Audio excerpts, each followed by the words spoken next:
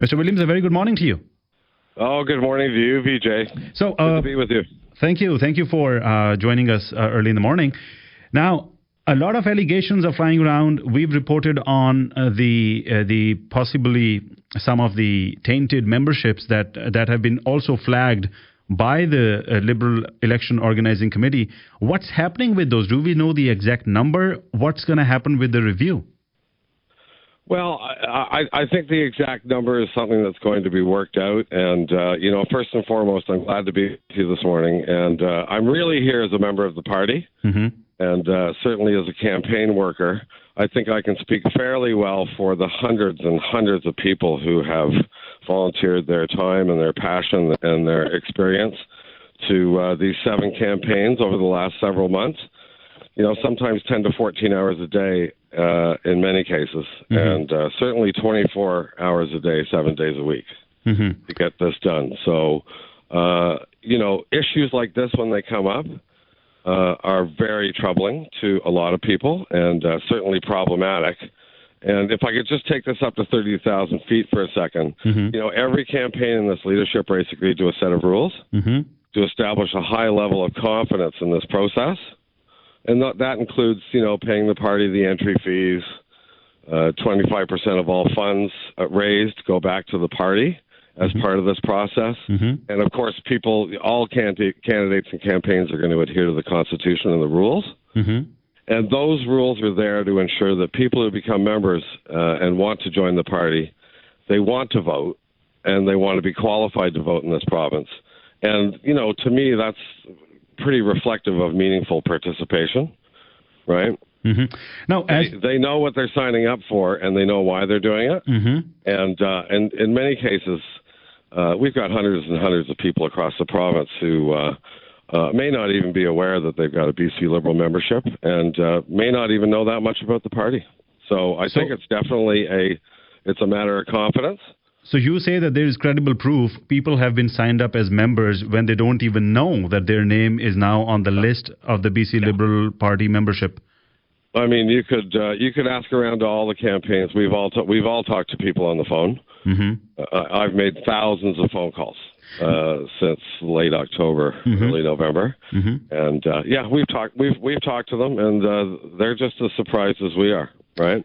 Now, Mr. Williams, confidence among the members and within the party, and out among the wider public, and now the media. It's definitely a situation, right, that we don't want to see ourselves or our parties or our democratic process get into in Canada. Now, Mr. Williams, is this true that as per the rules of signing up as a member of the party, the person does not have to be a citizen of Canada? All they have to be is a resident of British Columbia. 6 months of consistent residency, and I believe that there is a PR card stipulation, but those are things that you should check out with the party, I think. Okay. I mean, for us and for all the people working so hard on these campaigns, and of course, we're all in touch with each other as this thing goes along, and touching base with each other every week. In Canada, all of us, we rely on the democratic process and the rule of law, right? Including leadership races and elections. And I think the key word in the rule of law ought to be rule. And the rules, right? These are the examples of this in the last 4 or 5 years. These are the democratic norms that we rely on to ensure fairness and equity, right? And that's Canada to me. So now there is this petition that has been filed in the BC Supreme Court, filed yesterday, and all it is asking is that after the voting, the results of the vote be withheld until the audit of the memberships is done. What purpose is that going to serve? Because even if all the votes are cast and you don't know then who really voted because that's a secret ballot. So how is that going to work out? Well, listen, I think what the lawsuit is saying clearly is that they want to give the party a chance to address these concerns that have become so widespread across almost every campaign. And like I said, out among the membership, and certainly the voting public for 2024 is watching all of us right now, right? And again, it's a matter of confidence. And, obviously the media is paying attention too. Otherwise, I wouldn't be on your show this morning.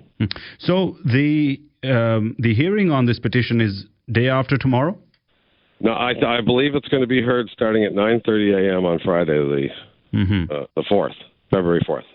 Yeah. A lot of finger pointing has gone on even in the past, in the last few weeks, about the way members have been signed up. And one particular candidate, a lot of the fingers have been pointed towards the front-runner in the race, the presumed front-runner, Mr. Falcon. And he has said that this is nothing but a ploy to bring in or to smear the racialized communities, because a lot of the finger pointing was that a lot of those members who've been signed up in the last few weeks belong to certain ethnic groups.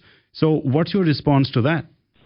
Well, look at finger pointing and accusations and return accusations. I really don't want to get into that, and I certainly don't want to speculate about anybody else's campaign and what they've done and how they've done it. I think inside the BC Liberal Party database, the answers are there, right? And all I can tell you is that this situation, these rules were put in place and agreed to by every campaign in the leadership race. They were put in place to combat situations like this that have happened before in the past. And the party did a great job of coming up with a new set of rules that everybody could agree to, and that would keep this as open and transparent and fair and equitable as possible. The party did their job on the rules. So now I think everybody wants to ensure that the party has the opportunity to do their job in terms of making sure that this is overseen properly and audited fairly if it comes to that. Mr. Williams, last question. Given how little time is now remaining between the final vote and the results to be declared, what do you think is the best course of action for the party at this stage? Is postponing the vote one of the options, which could maybe assuage some of these concerns, because time's running out? Yeah, well, I think this process has played out. We went through a deadline of December 17th where we could all sign up new members. And then December 29th was the deadline to have all the renewed members signed up. And I think the consensus is to go ahead with the vote, let Friday play out, and then determine what the next best course of action is. And I don't know what that's going to be right now. It certainly adds to a lot of the questions and some of the excitement as we go forward here. But I think the vote will play out. And then we'll see how to examine it and analyze it and oversee it, that analysis afterwards. Thank you so much for your time this morning. I just want to say one more time, situations like this become, really demotivating to the hundreds and hundreds of people who volunteered their time. So do you think a delegated convention is the answer to this?